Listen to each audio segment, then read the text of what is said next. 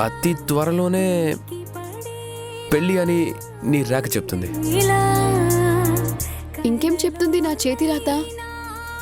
ఆ అబ్బాయి నీ చిన్ననాటి స్నేహితుడే, ఇప్పుడు నీ మనసులో ఉన్నవాడు. అవునా? ఇంకేం చెప్తుంది నా చేతి రాత? మనకిద్దరు పిల్లలు, మనకు ఒక అమ్మాయి ఒక అబ్బాయి. అమ్మాయి ఏమో కలెక్టర్, అబ్బాయి ఏమో ఐపీఎస్ ఆఫీసర్.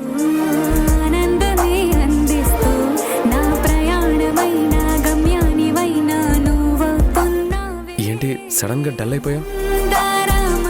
ఏం లేదు, నీ మాటలు నిజం అవుతాయో లేదో తెలియదు, కానీ నీ మాటలు వింటుంటే మాత్రం నువ్వు అంటున్నట్టు జరిగితే నా జీవితం ఎంత ఆనందంగా ఉంటుందో అనిపిస్తుంది.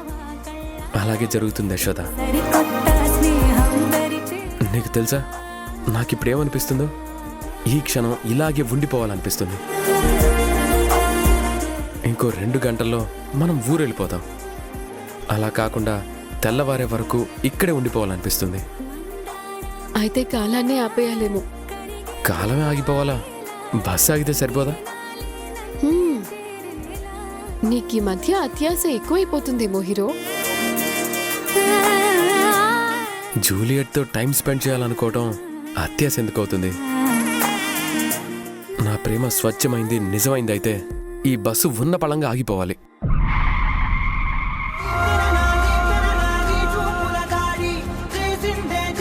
అమ్మా బస్ పాడైంది, రిపేర్ అవడానికి 2-3 గంటలు పడుతుంది. ఈ లోపు దిగే వాళ్ళు ఉంటే రండమ్మా.